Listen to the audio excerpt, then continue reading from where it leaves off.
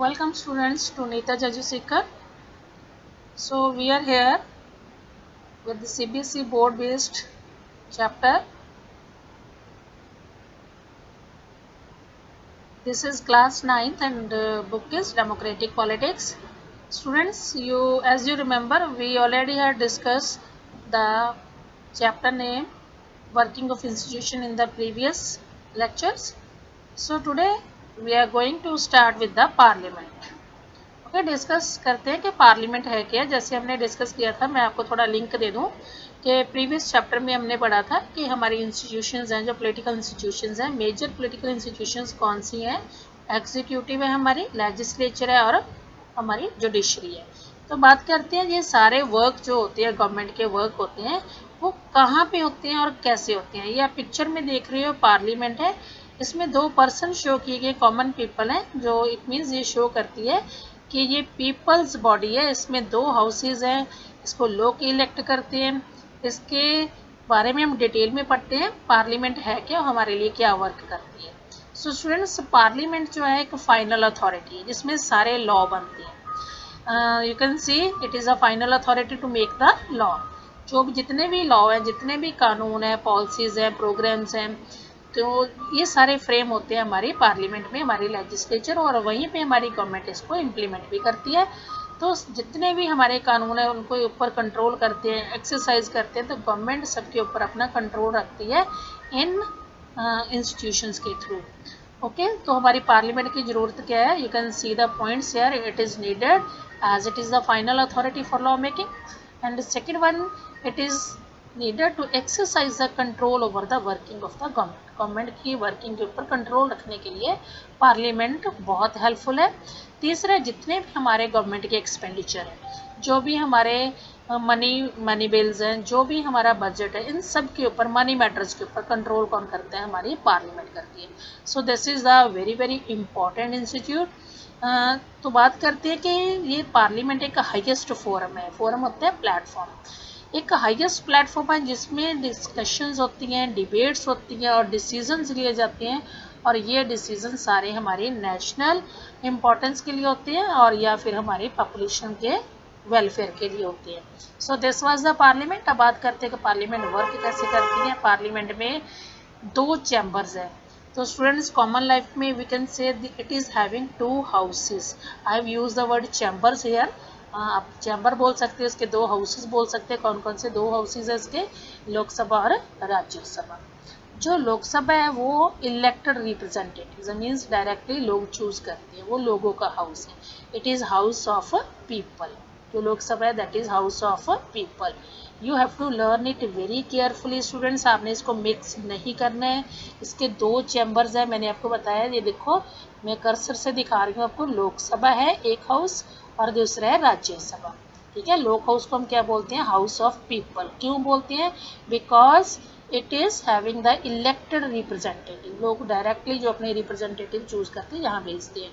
जो राज्यसभा है इसमें भी इलेक्टेड मेंबर्स होते हैं, बट ये सारे इनडायरेक्टली इलेक्टेड है। और इसको क्या बोलते हैं, काउंसिल ऑफ स्टेट्स। लोकसभा को हम बोलते हैं हाउस ऑफ पीपल और राज्यसभा बोलते हैं काउंसिल ऑफ स्टेट्स। ये स्टेट लेवल पे वर्क करती है, सारी स्टेट्स के चैम्बर्स को डील करती है। देन लोकसभा हम देखते हैं कि ज़्यादा पावरफुल है, क्योंकि जितने भी मनी मैटर्स हैं, जितने भी हमारे बिल्स हैं, वो कहाँ डिस्कस होते हैं, लोकसभा में भी होते हैं। और लोकसभा क्योंकि इसके हाथ में सारी मनी पावर है, इसलिए ये गवर्नमेंट को कंट्रोल करती है। तो राज्यसभा की बात करते हैं। राज्यसभा भी बहुत इंपॉर्टेंट है। इसमें भी बहुत सारे इंपॉर्टेंट इश्यूज हैं, मैटर्स हैं, वो डिस्कस किए जाते हैं। सिर्फ मनी बिल्स जो बजट को लेके हैं या किसी टैक्स को लेके मनी से रिलेटेड बिल है, वो लोकसभा में शुरू होते हैं। They are initiated in Lok Sabha only. Rajya Sabha में दूसरे इंपॉर्टेंट इश्यू स्टार्ट किए जा सकते हैं। तो लोकसभा जो का टाइम पीरियड है वो 5 ईयर के लिए। और राज्यसभा क्या है, इसको एक परमानेंट हाउस बोलते हैं। परमानेंट क्यों बोलते हैं, बिकॉज स्टूडेंट्स इसमें जितने भी मेंबर्स हैं, स्पेशली इसके 1/3 मेंबर्स, वो 1/3 मेंबर हर 2 साल के बाद रिटायर हो जाते हैं। तो हम कह सकते हैं कि ओवरऑल जितने इसके मेंबर हैं, हर मेंबर को मौका मिलता है 6 ईयर तक काम करने का। So the term of each member is for 6 year in Rajya Sabha. Then see the difference of Lok Sabha and Rajya Sabha. ये पार्लियामेंट है हमारी, पार्लियामेंट में दो हाउसेज है, लोकसभा और इसमें क्या है, लोअर हाउस है। एक बार फिर से रिवीजन देते हैं जो हमने पीछे स्लाइड में मॉड्यूल में पढ़ा है। लोकसभा डायरेक्ट हाउस है, लोअर हाउस है, इसको डायरेक्टली मेंबर्स हमारे जो चूज करते हैं और इसके मेंबर्स की जो काउंटिंग है स्टूडेंट्स 545 जो लिमिट दी गई है हमारी बुक्स में, लेकिन आजकल अगर आप लेटेस्ट इसके अपडेट्स देखोगे तो ये 550 से भी ज़्यादा जा रही है। तो इसमें दो मेंबर जो है, जैसे मैंने 543 + 2 लिखा है यहाँ पे, तो दो मेंबर जो है इसके नॉमिनेटेड है, ये मेंबर नॉमिनेटेड है, बाकी के मेंबर इसके क्या है, सारे इलेक्टेड मेंबर है, डायरेक्टली इलेक्टेड है। तो उसके बाद हम देखते हैं ये हर मेंबर 5 ईयर्स के लिए वर्क करता है। ये इसमें काम क्या होते हैं, सारे मनी बिल्स बजट इसमें ज़्यादा इनिशिएट होते हैं, सबसे ज़्यादा ये पावरफुल हाउस माना जाता है, तो इसकी काउंटिंग ज़्यादा है, लोगों का डायरेक्ट हाउस है और मनी मैटर्स का कंट्रोल इसके ऊपर है। Then we are talking about the Rajya Sabha. देखते हैं राज्यसभा, ये एक्चुअली अपर हाउस है, मतलब ये स्टेट लेवल पे काम करते हैं, सारी स्टेट्स के मेंबर इसमें आते हैं। तो अपर हाउस है, इसमें इनडायरेक्टली जितने भी इसके मेंबर हैं वो होते हैं। फॉर एग्जांपल लोगों ने अपने मेंबर चूज किए, ठीक है, वो सारे मेंबर जितने भी एमएलएज हैं वो सारे इसके उसमें स्टेट के प्रपोर्शन के अकॉर्डिंग, स्टेट में जितनी पॉपुलेशन है उसके प्रपोर्शन के अकॉर्डिंग वो अपने मेंबर्स यहाँ राज्यसभा में भेज देती है। फॉर एग्जांपल किसी स्टेट में 15 एमएलएज हैं तो 5 उसमें से कहाँ आ गए, राज्यसभा में, सपोज वो राज्यसभा में आ गए, तो मीन्स जो लोगों ने चूज किया फर्दर वो अपने लिए आगे एक मेंबर चूज कर लेते हैं, वो क्या हो गया, इनडायरेक्ट रिप्रेजेंटेशन। तो इसमें जो मेंबर्स हैं उसको हम एमपीज बोलते हैं, मेंबर ऑफ पार्लियामेंट है, तो इनडायरेक्ट हाउस हो गया। सेकेंड, इसके जो मेंबर्स हैं इसकी जो नंबरिंग है दैट इज 250 ओवरऑल, इसके जो राज्यसभा के टोटल मेंबर है 250। स्टूडेंट्स आप देख सकते हैं मैंने लिखा है यहाँ पे 238 + 12, इसका मीनिंग क्या है, मीन्स जो 238 मेंबर्स हैं ये तो इनडायरेक्टली इलेक्टेड मेंबर्स हैं, 12 मेंबर्स जो है वो नॉमिनेटेड है। नॉमिनेटेड मेंबर्स क्या होते हैं, आप इसके बारे में बहुत ध्यान से सुने। नॉमिनेटेड मेंबर्स होते हैं the people those who are having special contribution in the field of arts, sports और इन एनी इन्वेंशन, या कोई और भी उन्होंने अच्छा फेमस वर्क किया जिसके लिए वो फेमस हुए हैं, कोई अवार्ड जीते हैं उन्होंने, तो डायरेक्टली वो यहाँ के मेंबर बन जाते हैं। आपने देखोगे बहुत सारे फिल्म स्टार हैं और स्पोर्ट्समैन हैं जो इसके मेंबर बन जाते हैं। तो these are the 12 nominated member and 238 are the indirectly elected members. ये मेंबर्स का टाइम पीरियड टेन्योर कितना है, टेन्योर होता है टाइम पीरियड, मैक्सिमम जो एक मेंबर है नियर अबाउट 6 ईयर के लिए काम करते हैं, क्योंकि 1/3 मेंबर हर 2 ईयर्स के बाद रिटायर हो जाते हैं। तो इसका जो वर्क है ये सारे ऑर्डिनरी बिल पास करते हैं। तो नॉर्मली अगर देखा जाए दोनों हाउसेस बहुत इंपॉर्टेंट है, कोई भी बिल पास होना है, चाहे हम बात करते हैं जो भी हमने मेमोरेंडम की बात की थी ऊपर रिजर्वेशन के बारे में, तो कोई भी बिल है, मेमोरेंडम है, कोई डिसीजन है, वो पार्लियामेंट के दोनों हाउसेज में पहुंचता है। पहले एक हाउस में जाता है, उसका प्रोसीजर है, फिर वहां से पास होके that is sent to the next house. जब दोनों हाउसेज पास कर देते हैं then the bill is pass to the, it is sent to the president. जब उसके सिग्नेचर हो जाते हैं, प्रेसिडेंट की सिग्नेचर होती है, तब वो बिल क्या बन जाता है, एक लॉ बन जाता है। बिल और लॉ में बहुत डिफरेंस है। बिल हो गया जो इसकी सिर्फ सजेशंस है, इनिशियल स्टेट है, शुरुआत में जो उसकी पोजीशन है, मतलब अभी वो उसने सजेशंस में है, ड्राफ्ट बना हुआ है, लेकिन जब दोनों हाउसेज ने पास कर दिया उसके ऊपर फाइनली प्रेसिडेंट के सिग्नेचर हो गए तो वो क्या बन गया, एक लॉ बन गया। अब उसके पीछे पावर है, that is compulsory to be abide by all. So this was the description of the parliament. आगे देखते हैं कि पार्लियामेंट में लोकसभा राज्यसभा बेशक दोनों हाउसेज हैं, बट देखते हैं कि राज्यसभा को थोड़ी कम इम्पोर्टेंस मिलती है, क्योंकि अगर राज्यसभा किसी बिल को अपने पास रख लेता है, उसके ऊपर सिग्नेचर्स नहीं करती, अपनी कंसेंट, अपनी सहमति नहीं देते, तो लोकसभा अकेला ही 15 दिन वेट करने के बाद लोकसभा अकेला ही हाउस है जो उसको पास कर देते हैं और प्रेसिडेंट के पास सिग्नेचर्स के लिए भेज देते हैं। लेकिन राज्यसभा के पास हमने उसको 15 डेज, एटलीस्ट 14 और 15 डेज तक हमने उसकी वेट करनी होती है। तो अब देखते हैं पॉलिटिकल जो एग्जीक्यूटिव्स है हमारे, जो हमारी गवर्नमेंट है, ये दो तरह की।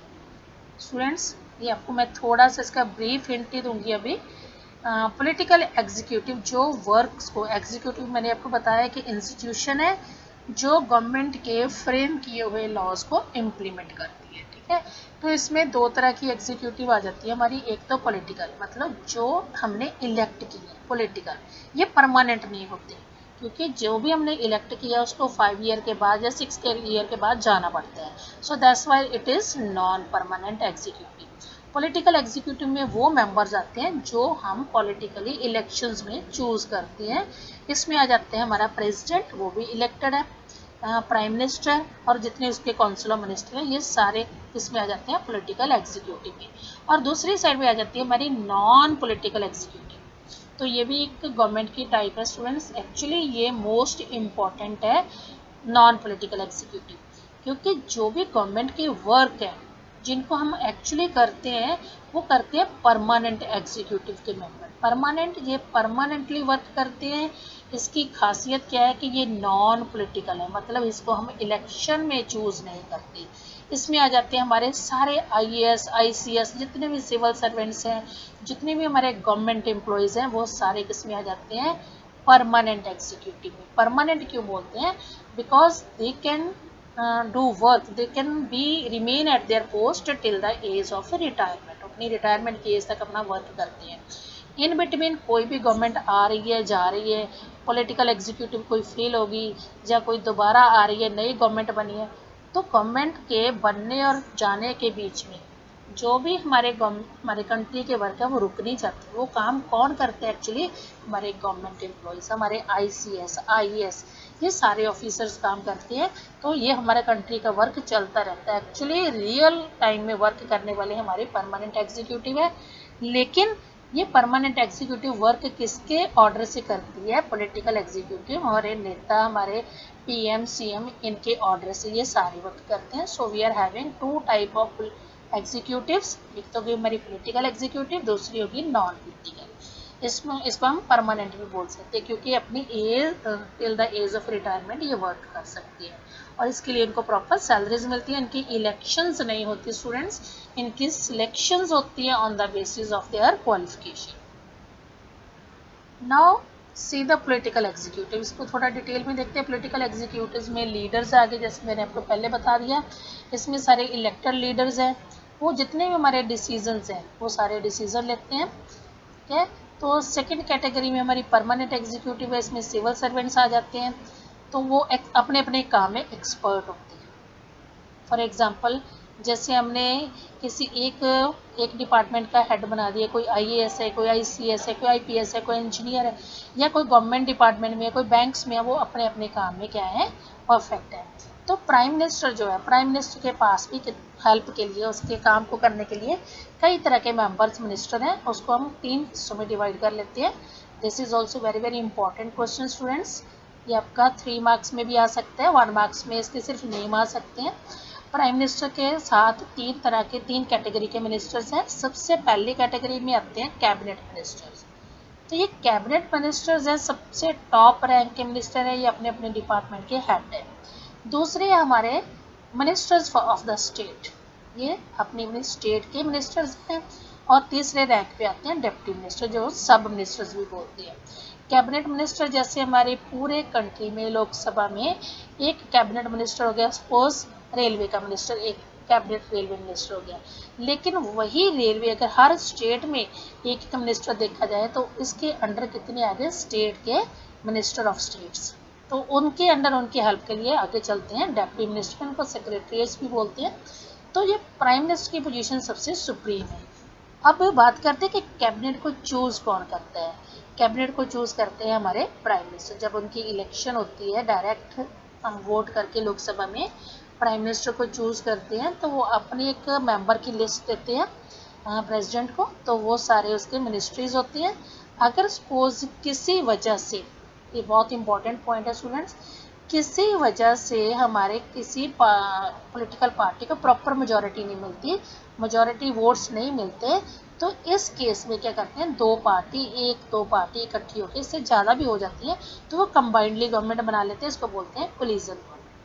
तो कोलिजन गवर्नमेंट में भी हम देखते हैं जिस पार्टी के मिनिस्टर की ज़्यादा यस होती है, ज़्यादा उसका इम्प्रेशन है, इफेक्ट ज़्यादा है तो वो उसका जो हेड है वो प्राइम मिनिस्टर बन जाता है और वो पूरी मिनिस्ट्री को देखता है। लेकिन अगर प्राइम मिनिस्टर क्विट कर जाता है तो उसके साथ सारी मिनिस्ट्री भी क्विट कर जाती है। तो हम इसकी कोटेशन आपके बोर्ड एग्जाम में आ जाती है, all the ministers means prime minister along with the cabinet ministers और all ministers, they sink and swim together, वो एक साथ आते हैं और एक साथ ही जाते हैं। अगर प्राइम मिनिस्टर चला गया तो उसके साथ सारी मिनिस्ट्री भी खत्म हो जाती है। सो देख सकते हैं ये हमारे प्राइम मिनिस्टर हैं, सबको पता होगा प्राइम मिनिस्टर नरेंद्र मोदी। और इसकी ओथ सेरेमनी हो रही है। जब भी प्राइम मिनिस्टर की इलेक्शन होती है जिसको ज़्यादा वोट्स मिलते हैं तो वो बन गया, इलेक्ट कर लिया लोगों ने। Listen it very carefully, prime minister is elected by the people but appointed by the president. Listen the thing again, जो प्राइम मिनिस्टर है वो इलेक्ट तो होता है लोगों के थ्रू, लोग जिसको ज़्यादा वोट देते हैं वो प्राइम मिनिस्टर है। तो इसके अलावा जो प्राइम मिनिस्टर है आफ्टर बीइंग इलेक्टेड, अब ऑफिशियली उसको ओथ सेरेमनी में कौन लेके आता है, उसको अपॉइंटमेंट लेटर कौन देता है, this is the president. Now you can see here the president Ramnath Kovind है और ये प्राइम मिनिस्टर हमारे नरेंद्र मोदी है, इनकी ओथ सेरेमनी है। देन सी ये काम क्या क्या करते हैं हमारे प्राइम मिनिस्टर, एक ग्लिम्स आपकी एनसीईआरटी की बुक से, ये सारे मिनिस्टर हैं। ये आपकी बुक में से जो पिक्चर ली गई है इसमें जवाहरलाल नेहरू हैं जो फर्स्ट प्राइम मिनिस्टर थे, उसके ऊपर लिखा हुआ है एडिशन एंड सब्ट्रैक्शन। ये अपने मिनिस्टर्स की लिस्ट को बढ़ा भी सकते हैं, उनमें ऐड भी कर सकते हैं और कईयों को निकाल भी सकते हैं, जो इनके हाथ में होते हैं, प्राइम मिनिस्टर के हाथ में। दूसरा हम इनका इम्पोर्टेंट वर्क देख सकते हैं कि जैसे ये मिसेस इंदिरा गांधी शो की गई है आपके एनसीईआरटी बुक के जो मटेरियल के अकॉर्डिंग है ये सारा। तो इसमें दिखाया गया कि प्राइम मिनिस्टर अपने कैबिनेट मिनिस्टर्स की मीटिंग डेली लेते हैं।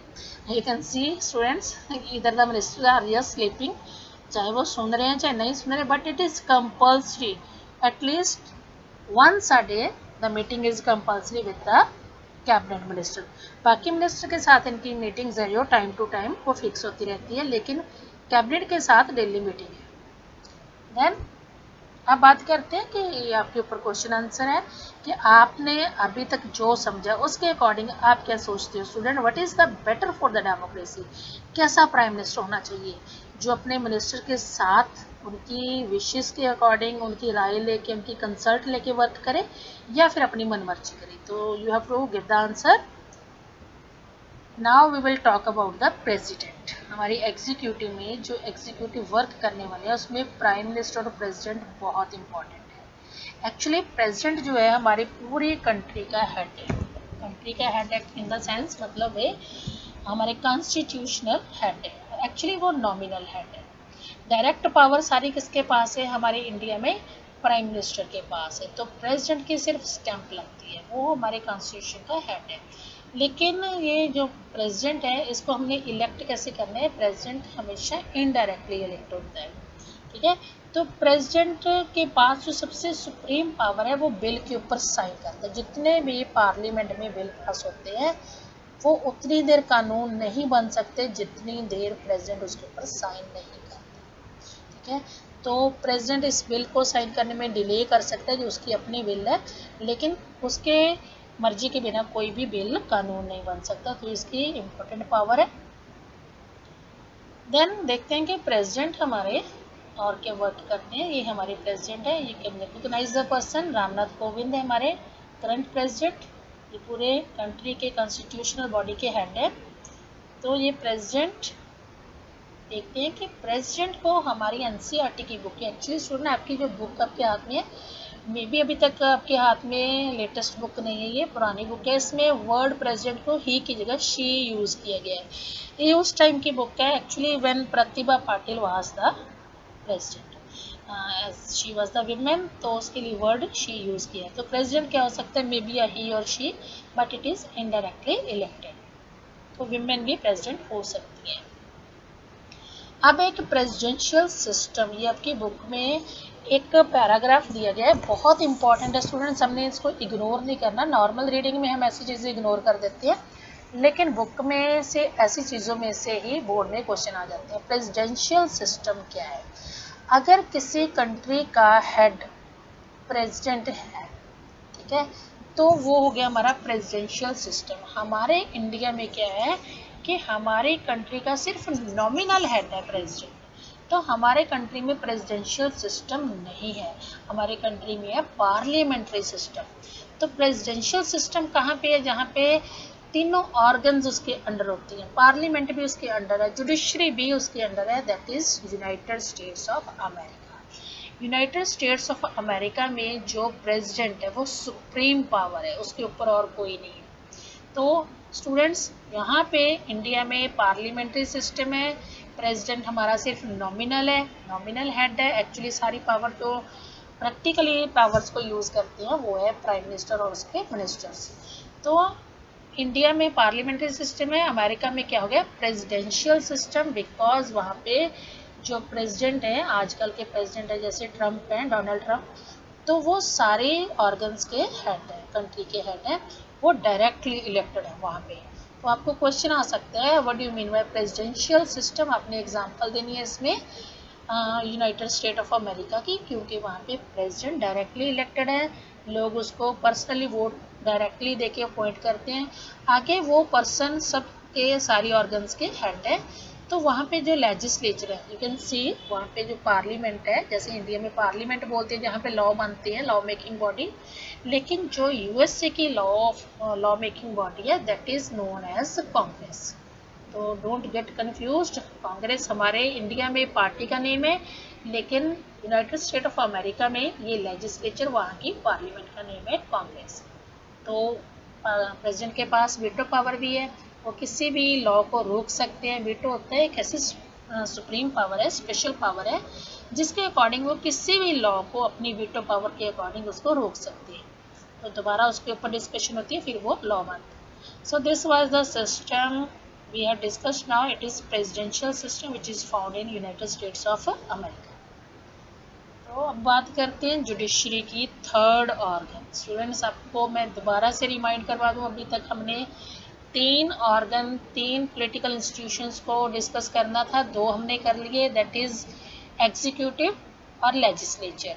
तो इन दोनों में मेन जो वर्कर थे हमारे, मेन जो काम करने वाले हैं, मेन इम्पॉर्टेंट की प्लेयर हैं, वो हमारे थे प्रेसिडेंट और प्राइम मिनिस्टर। इसमें ये पार्लियामेंट के अंडर वर्क करते हैं सारे। तो तीसरी ऑर्गन है जुडिशरी। जुडिशरी हमारी सबसे पावरफुल इंस्टीट्यूशन है। क्यों पावरफुल है? एक तो ये इंडिपेंडेंट है, इसको किसी इलेक्शन से कोई लेना देना नहीं। एग्जीक्यूटिव लेजिस्लेचर के मेंबर क्या है, अगर वो कोई काम नहीं कर रहे हैं तो उनको डर होता है कि नेक्स्ट इलेक्शन में मे बी पीपल उनको वोट नहीं करेंगे, सपोर्ट नहीं करेंगे। बट जुडिशरी में ऐसा नहीं है। जुडिशरी में जो जजेस हैं, इसके लॉयर्स हैं, जितने इसके मेंबर्स हैं, they are not elected, actually they are selected, और उनको उनके जो पोस्ट है उससे रिमूव करना भी आसान नहीं है। उनको रिमूव करने के लिए एक प्रोसीजर है जो हमारे कॉन्स्टिट्यूशन में लिखा हुआ है, उसको बोलते हैं इम्पीचमेंट। इम्पीचमेंट को अगर हम बात करें, एक ऐसा प्रोसीजर है जिसमें अगर किसी जज के ऊपर महान दोष, कोई बड़े क्राइम का दोष लग जाता है, इम्पीचमेंट लग जाती है, पहले वो सारा प्रोसेस पार्लियामेंट में उसको प्रूव करना पड़ता है। जब वो प्रूव हो जाता है, फिर जजेस अपने उस डेजिग्नेशन से रिज़ाइन करते हैं। After being resign the case is filed in the court. जितनी देर वो अपने डेजिग्नेशन पे हैं, अपनी पोस्ट पे हैं, तो ना तो उनकी कभी तलाशी हो सकती है, कभी सर्च वारंट नहीं इशू होते, और ना ही कभी उनको अरेस्ट कर सकती है। इन केस अगर उनके ऊपर कोई इम्पीचमेंट है, कोई दोष है, तो पहले वो पार्लियामेंट में प्रूव होता है। So we can say the members of judiciary, they are very powerful and very respectable position, they are holding very respectable position। तो ये लेजिस्लेचर और एग्जीक्यूटिव से बिल्कुल डिफरेंट है, उनके साथ कोई लेना देना नहीं, इंडिपेंडेंट अपने डिसीजन देते हैं। तो इसमें हमारा जो जितने भी हमारे कोर्ट्स हैं सेंट्रल लेवल पे, जैसे मैंने आपको पहले डिस्कस किया है कि सुप्रीम कोर्ट है, सुप्रीम कोर्ट का जो मेन जज है उसको हम चीफ जस्टिस बोलते हैं, चीफ जस्टिस ऑफ इंडिया। और दूसरे हमारे स्टेट के लेवल के जो कोर्ट्स हैं हाई कोर्ट्स हैं, और जो लोकल लेवल के कोर्ट्स हैं वो लोकल कोर्ट्स हो गए हमारे। Now you can C judiciary काम क्या क्या करती है। Judiciary main custodian of the constitution, ये कॉन्स्टिट्यूशन का मेन रखवाला है। कैसे इसको सेफगार्ड करती है जुडिशरी, क्योंकि इन केस अगर हमारी एग्जीक्यूटिव या हमारी लेजिस्लेचर कोई ऐसा लॉ बना दें जिसके अकॉर्डिंग वो मन मर्जी से कॉन्स्टिट्यूशन में कोई चेंजेस कर दे या कॉन्स्टिट्यूशन को रिमूव भी कर दे, तो जुडिशरी इसके ऊपर नज़र रखती है। जुडिशरी ऐसा नहीं होने देती। जुडिशरी ऐसा कोई भी बिल पास नहीं होने देती जो कॉन्स्टिट्यूशन के अगेंस्ट है। So judiciary is the main custodian of the constitution. ये एक मेन पावर है जो हमारे कॉन्स्टिट्यूशन को सेफगार्ड प्रोवाइड करती है। दूसरा इसका इम्पॉर्टेंट काम है, जो जितने भी हमारे सुप्रीम कोर्ट हैं, हाई कोर्ट्स हैं, तो वो कॉन्स्टिट्यूशन को इंटरप्रेट करते हैं। इंटरप्रेट का मीनिंग होता है एक्सप्लेनेशन भी देते हैं और साथ में इसकी डिटेल में इसके वैलिड रीज़न भी देते हैं। एक्सप्लेन भी करते हैं इसको, इंटरप्रेट भी करते हैं और इसके वैलिड रीज़न से विद प्रॉपर फैक्ट से, रियल फैक्ट से उस चीज़ को जस्टिफाई करते हैं। तो अगर कोई लॉ ऐसा मिल गया, जुडिशरी की नज़र में कोई ऐसा लॉ आ गया जो लेजिस्लेचर ने पास किया लेकिन वो कॉन्स्टिट्यूशन के अगेंस्ट है, तो ऐसे लॉ को जुडिशरी क्या कर देती है, invalid. The word is written here, it can declare any law pass by the legislature as invalid. क्यों इनवैलिड डिक्लेयर करती है? If it violates the constitution, अगर ये कॉन्स्टिट्यूशन के अगेंस्ट होता है। सो ये गवर्नमेंट के लिए, कॉन्स्टिट्यूशन के लिए सेफगार्ड है, लेकिन इसके साथ साथ ये हमारे फंडामेंटल राइट्स, जो हमारे सिटीजन्स के फंडामेंटल राइट्स हैं, जैसे राइट टू इक्वलिटी है, राइट टू फ्रीडम है, बहुत सारे हमारे राइट्स हैं, 6 मेजर फंडामेंटल राइट्स हैं, उन सब को ये सेफगार्ड प्रोवाइड करती है, उनकी रक्षा करती है। कैसे? अगर कोई नेता, कोई पर्सन जो पावरफुल पर्सन है, सिटीजन के लॉ को वायलेट करते हैं, तो वो पर्सन कोर्ट में उसके लिए अपील कर सकते हैं। ये चेक करता है सुप्रीम कोर्ट, जब हमारा जुडिशरी चेक करती है कि कोई माल प्रैक्टिसेस, कोई गलत काम तो नहीं हो रहा है, कोई अपनी पावर को मिसयूज तो नहीं कर रहा है, तो it means this is a safeguard of the fundamental rights of the citizen of India. So we can say judiciary is a very powerful organ. You can see here, ये हमारे president है, chief justice of India, इनके साथ ये बोले हमारे chief justice of India है, GS Khehar है। तो ये ओथ सेरेमनी हो रही है, प्रेसिडेंट इनको ओथ सेरेमनी में स्वेयर करवा रहे हैं, ओथ। तो you can see this is the time period of 25 July 2017 in new Delhi. Okay students, now judiciary का एक और इम्पॉर्टेंट आपको बताते हैं, इसका इम्पॉर्टेंट पहलू क्या है। जैसे हमने प्रेसिडेंट का देखा कि अमेरिका में प्रेसिडेंट इंडिया के प्रेसिडेंट से बिल्कुल डिफरेंट है। डोनाल्ड ट्रंप वहाँ का सबसे पावरफुल पर्सन है क्योंकि उसके अंडर सारे इंस्टीट्यूशंस हैं। सेम वहाँ की जुडिशरी कैसी है, हम कंपेयर करते हैं USA की जुडिशरी को इंडियन जुडिशरी से। स्टूडेंट्स आप देख सकते हैं, ये न्यूज़पेपर का एक क्लिप है जो कि NCERT बुक से लिया गया, मैंने डायरेक्ट वहाँ से लिया है इसको। तो उसमें लिखा हुआ वांटेड, वो किस चीज़ की वांट कर रही है कि नोटिस दिया, जैसे हम अपनी वैकेंसीज देते हैं ना कि क्लर्क चाहिए, एक पर्सन चाहिए काम करने के लिए, ऐसे उन्होंने एक नोटिस दिया है, उनको जज चाहिए, उनको जज चाहिए। इट मीन्स जो उनके जजेस है वो कैसे होंगे, उनकी क्वालिफिकेशन क्या होनी चाहिए, must be able to say things like, कैसे उनको यस करना होता है उसको, the president is the most brilliant person I have ever met, means वो प्रेसिडेंट की हामी हामी। क्लियर? तो ये होगी वहाँ के, हमें जजेस का पता चलता है कि वहाँ पे जुडिशरी जो है इंडिपेंडेंट नहीं है, वहाँ पे जुडिशरी प्रेसिडेंट की यस में यस मिलाती है। तो बात करते हैं अब नेक्स्ट टॉपिक पे। ये भी आपकी NCERT से एक क्लिप लिया है मैंने, a day in the life of Lok Sabha. Lok Sabha में कैसे काम होते हैं, लोकसभा आपको याद होगा, अभी हमने डिस्कस किया, डायरेक्ट हाउस है और ये हमारे ये पार्लियामेंट का लोअर हाउस है, लेकिन ये बहुत ज़्यादा पावरफुल है, इसके मेंबर भी ज़्यादा हैं और इसमें मनी बिल सारे डिस्कस होते हैं। तो स्टूडेंट ये क्लिप पे आपने जरूर पढ़ना है, इसमें एग्जाम्पल है, तो इस क्लिप के अकॉर्डिंग आपको पता चल सकता है कि हमारे लोकसभा में वर्क कैसे होती है। कोई भी इम्पोर्टेंट इशू, किसी भी मैटर पे अगर कोई हमने लॉ बनाना है तो सबसे पहले उसकी डिस्कशन होती है एक हाउस में, इधर इट में भी लोकसभा और राज्यसभा। अगर कोई मनी से रिलेटेड है तो लोकसभा में शुरुआत होगी। लोकसभा में 3 स्टेजेस होंगी, पहले उस बिल की सिंपल डिस्कशन होगी, इंट्रोडक्शन होगी, डिस्कशन होगी, फिर उसके ऊपर सारे अपनी अपनी कंसेंट देंगे, सहमति देंगे, वोटिंग होगी। अगर वो मेजोरिटी से पास हो गया तो पास होने के बाद वो bill that is sent to the next house. So you have to read this claim from the NCERT book, it's very important, don't miss it. अब बात करते हैं कुछ इंपॉर्टेंट टर्म्स की। कोलिजन गवर्नमेंट है, ये मैंने पहले भी आपको डिस्कस करके बता दिया कि पार्लियामेंट में जब लोकसभा की इलेक्शंस होती हैं या राज्यसभा में हमारे सीएम की इलेक्शन होती हैं, काउंसिल असेंबली की इलेक्शन होती है, अगर किसी पर्सन को मेजॉरिटी वोट नहीं मिलते तो वो सीएम या पीएम नहीं बनेगा। इस केस में ये नहीं कि हमारी वोटिंग बेकार चली जाएगी।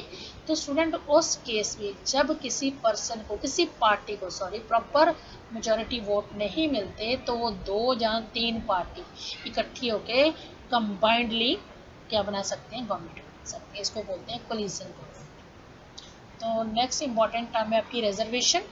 रिजर्वेशन क्या थी, एक पॉलिसी है जिसके अकॉर्डिंग हम एम्प्लॉयमेंट में, जो एम्प्लॉयमेंट कौन सी होगी, गवर्नमेंट एम्प्लॉयमेंट, गवर्नमेंट जॉब्स में, एजुकेशन इंस्टीट्यूशन में कुछ सीट्स रिजर्व कर देते हैं। किन के लिए, the people those who are very poor, those who are discriminated, जैसे शेड्यूल कास्ट हैं, शेड्यूल ट्राइब्स हैं, ट्राइबल पीपल हैं, जिनका इकोनॉमिक स्टेटस और सोशल स्टेटस बहुत लो है, तो उनको अपलिफ्ट करने के लिए गवर्नमेंट ने एक पॉलिसी स्टार्ट की थी। और हमने आपको बताया ये मंडल कमीशन था जो बीपी मंडल के अंडर बनाया गया था, बीपी मंडल उनके हेड थे। तो रिजर्वेशन पॉलिसी के under 27% seats were reserve for the poor people. तो आजकल ये कोटा थोड़ा कम हो गया, स्टेट टू स्टेट ये वेरी करते हैं कि कितने % सीट्स हैं, तो इसको बोलते हैं reservation policy. Next important term है स्टूडेंट स्टेट की। ये बहुत इंपॉर्टेंट है आपके लिए।